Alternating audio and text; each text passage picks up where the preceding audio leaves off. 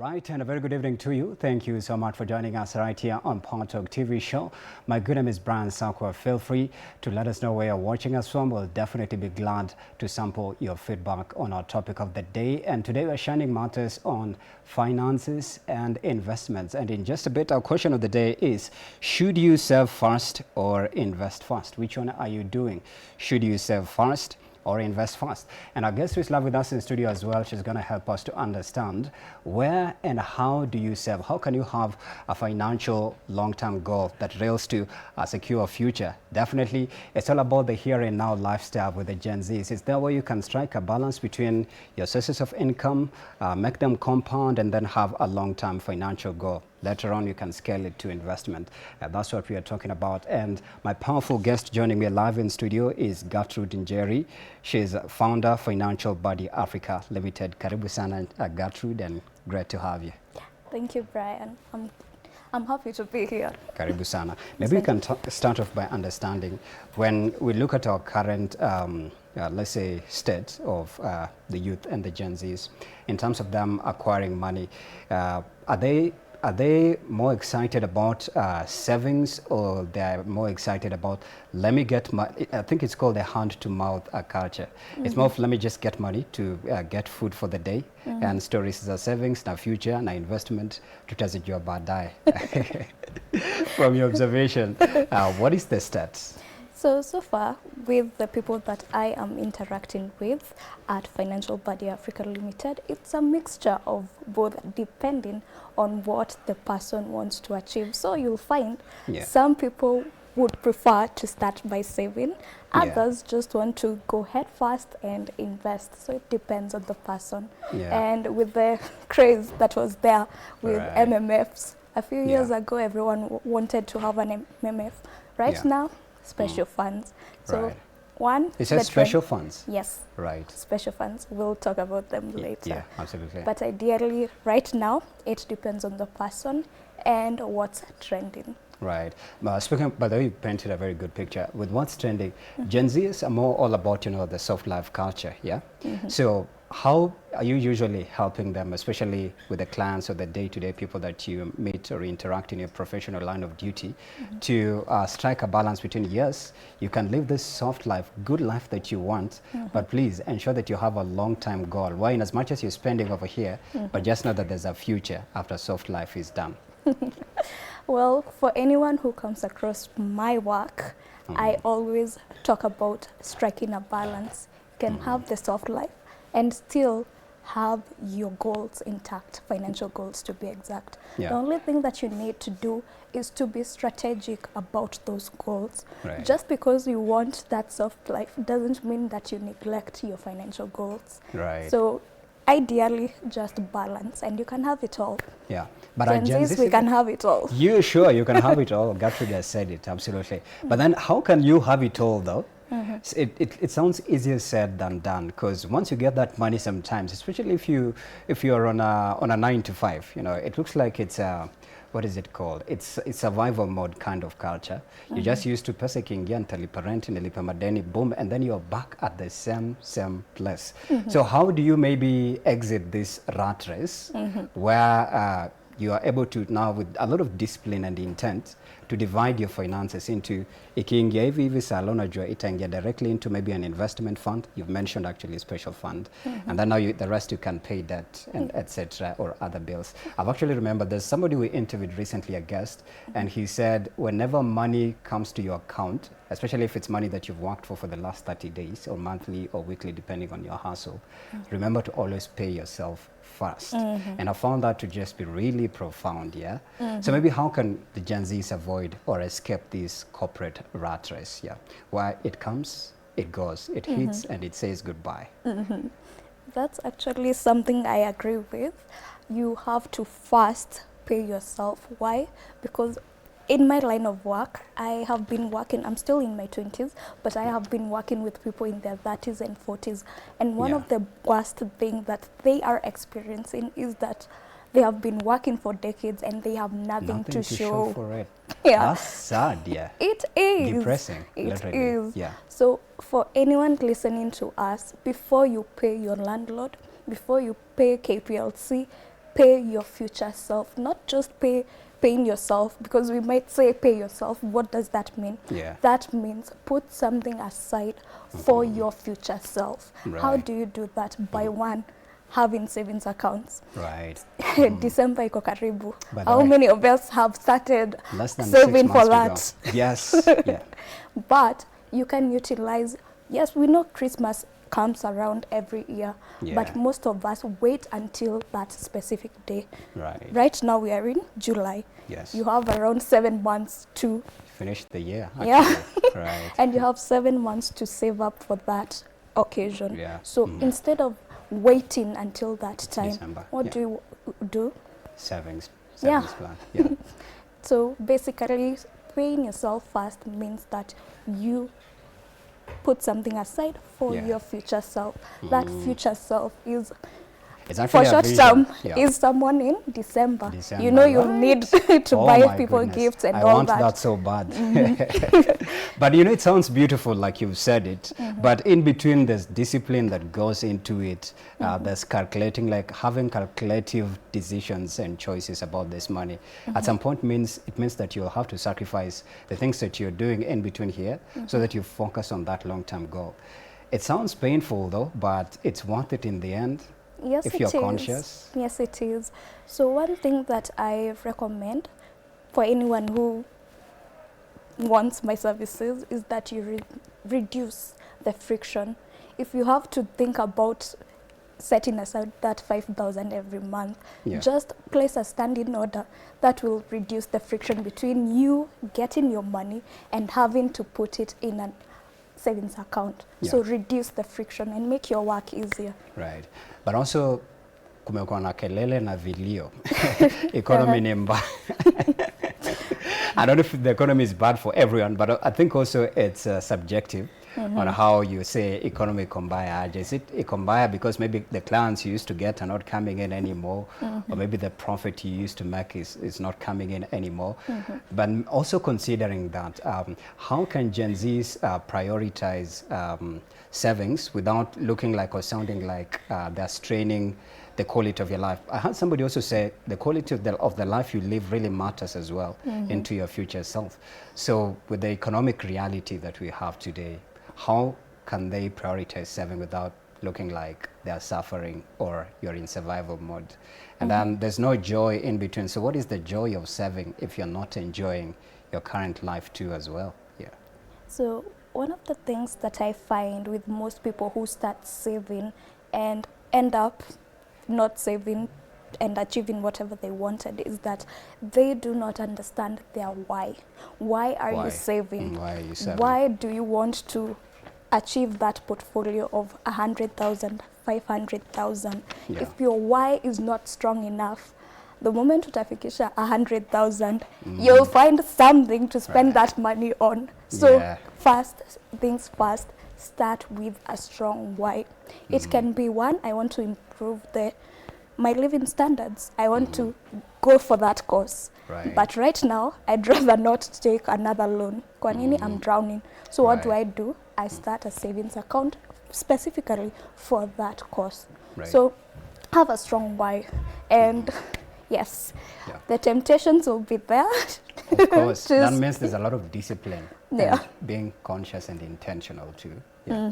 But also when you stay at that, between, if you were to actually maybe dissect between generational gaps, you've said in fact, you've worked with a lot of people who are in their 30s, those are millennials, but I believe an early Gen Z is already in their 30s right now, or heading there. Yeah. If you were to look at it in terms of generational gaps, who are more conscious about their financial future and investment between Gen Z, millennials, and then I really doubt that there Generation X who are still struggling financially too. Yeah. Yes, they are. Yeah. Yeah. You've met them too in your line of duty? Yes, I have. Yeah. People who right. have been working for decades and now they are near retirement and they don't know what to do. They have not been saving.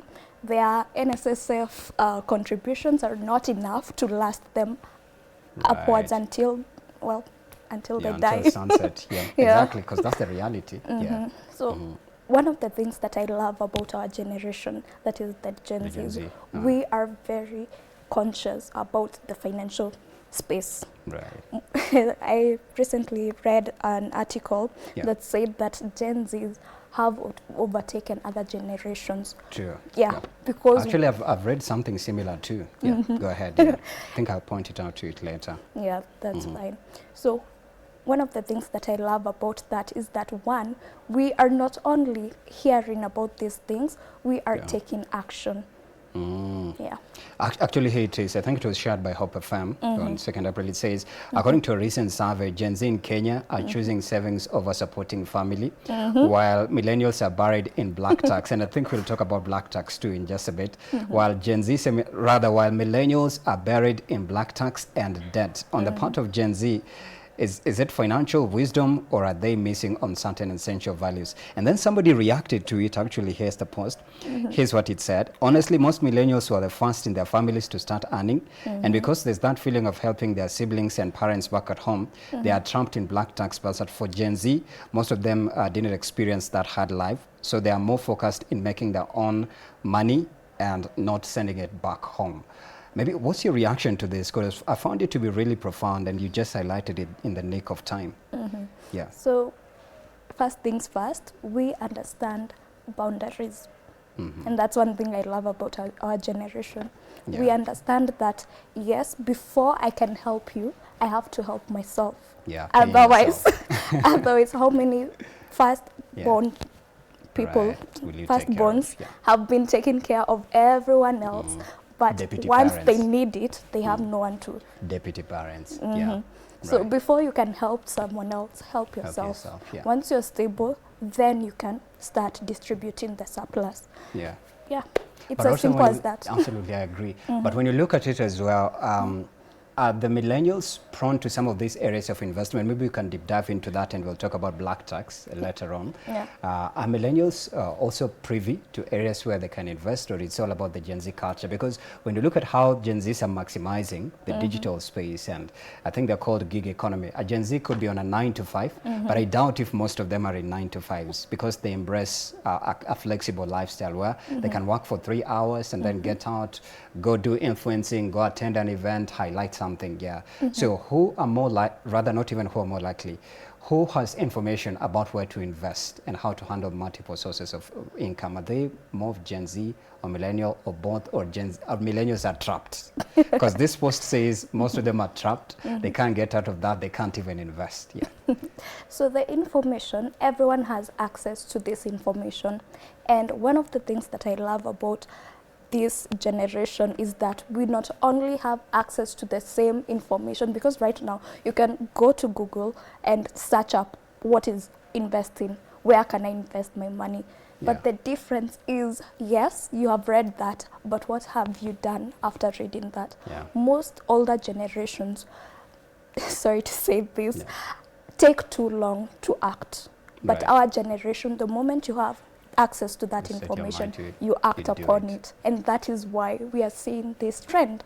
Gen Zs are overtaking. They're becoming CEOs faster, millionaires faster. Like way back, being a millionaire would take you 30 plus years of your life. Nowadays, millionaires are 18, 19-year-olds in big tech companies. Actually, we are asking you in that same breath, our viewer right back at home, should you save first or invest first? That is the question. Should you save first or invest first? React and respond to us to the hashtag POWERTALK TV show at Y254 channel and at Brian Sako 101. Please let us know your thoughts and your feedback. We are actually sampling it now as the conversation continues.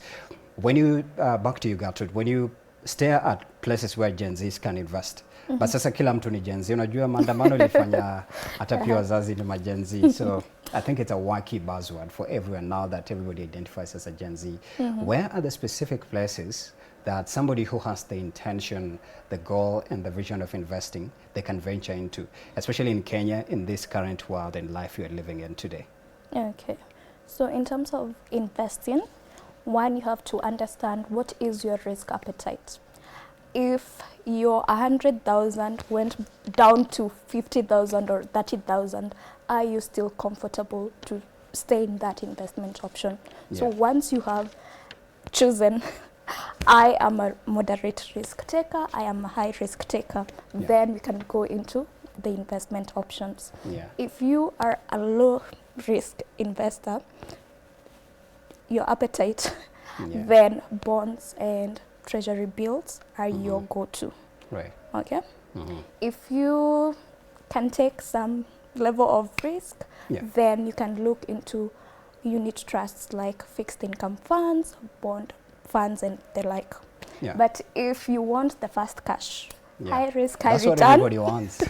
Literally. Yeah. yeah. So high risk means stocks. that you can, in the process, you can lose. Yes, Then it's disastrous. Why should you go there? Yeah. because the returns are high. For Right. example, one of the best performing stocks in my portfolio is Right. up by over 240% as of right now. For anyone who wants high risk, then stocks are your go-to. Right. But if you are not comfortable with that, then choose low risk and medium risk options. That means that you're likely to lose, but not so much, or you might lose something, but you might get returns that are equal to what you invested in. So for low risk, your capital is intact, Right. regardless of how the markets perform. You're good. Unless, as for example, for bonds, unless Right. the government defaults, you're safe. Right? So But your then capital on is... bonds, usisahau pia explain what are treasury bonds, because we talk about it a lot. Yeah. Go ahead. Don't lose your train of thought. Yeah. Go Okay, ahead. that's fine. Yeah. So for the low risk options, we have mentioned bonds. Bonds are simply loans that you give the government. And unless the government defaults, your capital is safe. Right. For example, for this, we are in July. Yes. There were two bonds that were released. Yeah. One bond was paying an interest of 14.188%. After a period of. Okay, so for bonds, they pay interest every 6 months. Right. So for the 14.188%, that is, in case you put in 100,000, you get 14,000 at the end of the year. Right. But that will be every 6 months, 7,000, right? Yes. So that is bonds. For treasury bills, they ideally work the same, but instead of you investing your 100,000, you will invest a discounted amount. That can be 90,000. Yeah. And once the bill matures, you get your 100,000 back. All right? Right. So those are low risk options. The risk of okay. Okay. Medium risk, we talked about fixed income funds. So there are two ways that you can choose to invest in Fixed Kenya. income funds. Okay. Yeah. So in Kenya, you can choose to invest by yourself, or you can use professionals. So once you choose the professionals, this is whereby unit trusts come in. Unit trust. What's yes. a unit trust? So unit trusts, ideally, they are a collection of people's money. So you can choose to invest your 100 shillings, someone else 100,000, someone else 1,000,000, and all of that money is taken by these unit trust fund managers, and it is invested into these options. Right. So at the end of the month, you get your portion, whether it's 9%, unapata yako in your account.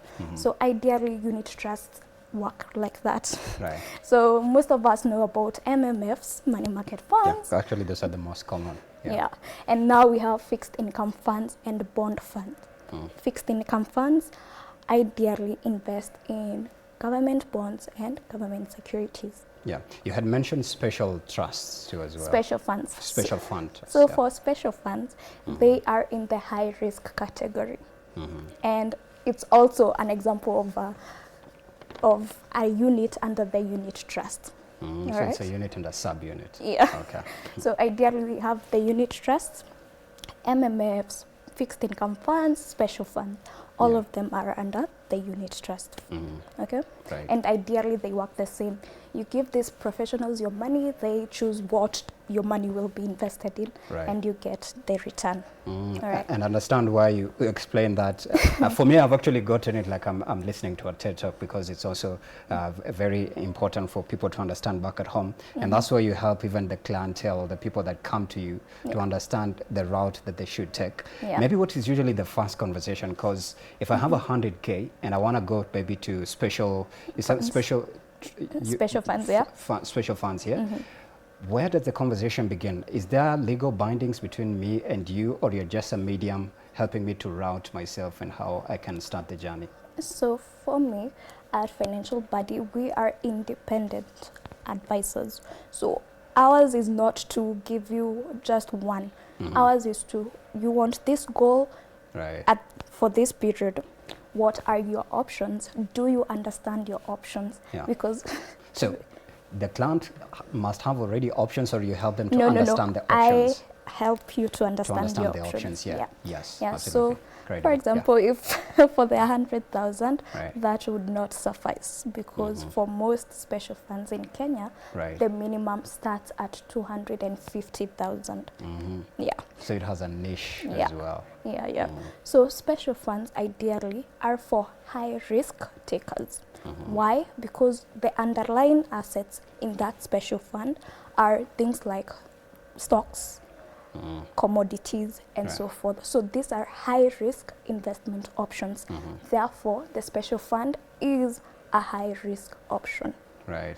And where does the likes of crypto and Binance fall in High terms of the risk as MMFs? well. A high risk as well, yeah. Yeah.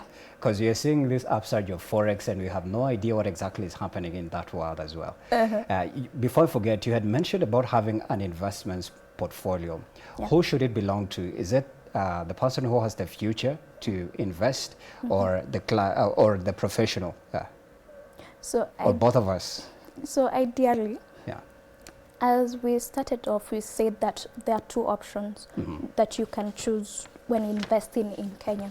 Okay. You can choose to either do it yourself, that is, you go out there, do the research work, understand what stocks are doing well, which bonds are on offer, and so forth. So you can choose to do all that work by yourself, Yeah. or you can choose to go with a professional. Yeah. And this professional does all the work for you. They choose what your money will be invested in, and so forth. But in exchange, they charge you a management fee, Yeah. and a performance fee. Why? And Because of the work. And that's where you come in to. Yeah. No. You don't do that? No, I do not. Ah. Mine is to guide you. Or just guiding? Yeah. For free? No. Of course not. No. That's what I wanted to understand. Do you just no, do no. it for somebody for free? Of course, that can't be free information. That's Yes. premium info. Yeah. That's premium But info. ideally, on my channels and social media pages, I do break down these concepts for people, and that is general. Right. But if you want advice or recommendations that suit you and your situation, that's where you book a Right. session with me. Yeah. So do you also consider persons, let's say, weight and also pocket size, or the size of income before you Yes. get them on a journey? Yes. For a person who's earning 30,000 plus, let's say you bracket at 30 to 50K, where can they be directed to between those that you mentioned? Okay. So for anyone, so the thing about personal finance is that it is personal. Yeah. You can be earning 30 to 50,000, but you don't have dependents. Someone else might have dependents, and Right. therefore the recommendations for each will be different. All right? Yeah. Then there's someone, yes, you're earning that 50,000, but first of all, you have debt. Right. Before we can start your investment journey, you have to get Clear your debt. Yes, you have to. Because Otherwise, CRB will come in too. but as well as it is draining your financial resources. Yeah. Okay? Right. So the unfortunate thing about this is that unless I can get your situation, Yeah. we are not in a position to recommend. Right. The only thing that we can do is give general. Yeah, general Information. information. Like, Yeah. yeah, first of all, pay your debt. Yeah. Get on the right path first, because Have an now you have emergency something. fund. Yes. And speaking of an emergency fund, because we run life in this day-to-day, ecosystem on survival mode. Like I had said, ikiingia inatoka, but we mentioned of paying yourself first. Yeah. So how do you end this rat race of pesa zinaingia zikitoka? Okay. Yeah. So the first thing is that you have to start with the end goal in mind. Okay. Yeah. So choose, what do you want to achieve? Do you want financial freedom?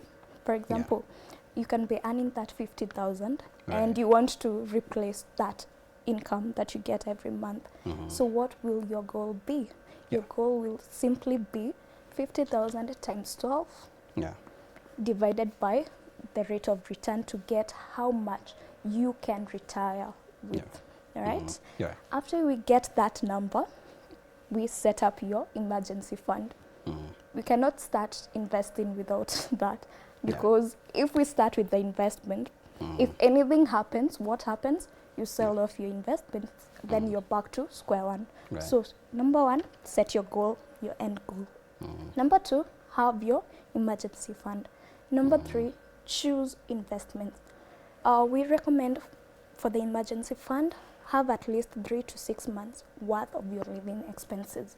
If you taken care of in that emergency fund. Yes. Meaning that if, for example, on a monthly, if you spend 3K or let's say 5K, that takes care of your shopping or the basic needs and the ones in the house, you ensure it's already taken care of or in there. Yeah. That means it's twice maybe your income or half your income then. Yes, it is. So, for example, if you earn and your fixed expenses are 50,000, you'll need around 300,000 in your emergency fund. But we recommend the moment that you get to 3 months, then you can get started with your investment goals. All right? So let's say that you earn 50,000, you already have 150,000 saved in an MMF, and that serves as your emergency fund. So now we can get started with the investment options, which ones are ideal for you. If you are not a risk taker, then we can choose fixed income options. That is bonds, treasury bills, etc. From your observation and your interaction even with the clients you meet on a daily, where do they invest in the most that you advise anyone who's watching right now to go that route? That's very common and accessible. Maybe also with low risks where a lot of young people go, or even the general public too. So the funny thing is that most young people start with the low risk options. But okay, we have to differentiate between saving and investing. So most people think that having money in an MMF means that they are investing. Which is not it. Your money is just still and stagnant over there. And once they move from that, you'll find that most of them start getting into high risk options, the likes of stocks. So in my circle, you'll find everyone has an MMF and they are in the stock market. Let's mark the NSE too in there. Hopefully remember as you explain. So are there that have routed too that way between the stock market and MMFs? So you'll find most people, each person who has already invested in stocks, they have that. For the smart ones. But you'll find some, you'll find some just going head start into the stock market. I think I saw Family Bank, they recently gave an update where they've now aligned themselves with the NSE. Who is heading that route? Are they more of Generation X, the silent generation, millennial, Gen Zs too, from your observation and your interaction with the professionals and the clients in the space? Well, do Kenyans care about the NSE? Yes, they do. I remember when the bank was listed that day, so the initial price was 18 shillings. I remember actually. Within a few hours, it has shot up to 50 shillings. No, the issue is most people were buying it because of the hype, and therefore most people bought it at high prices. For real? Yeah.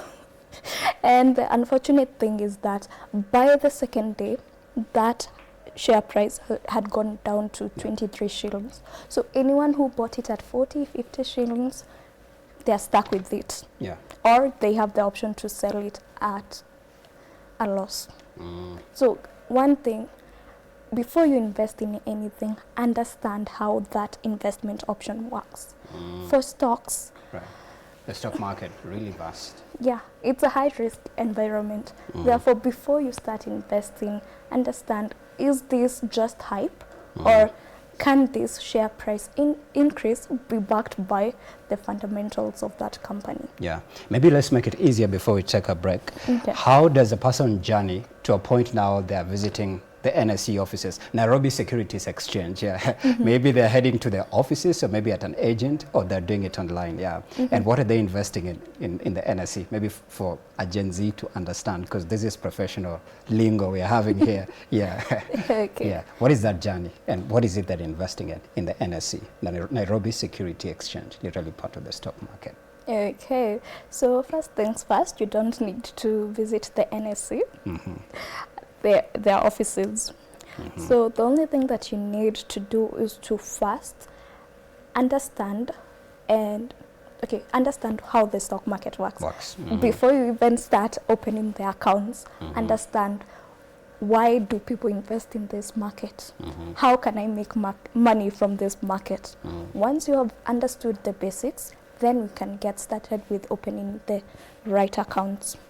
And for the Kenyan stock market, for you to get access to the market, you need a middle person, and this is a stockbroker. Like a broker. Yes. Coming in. Yeah.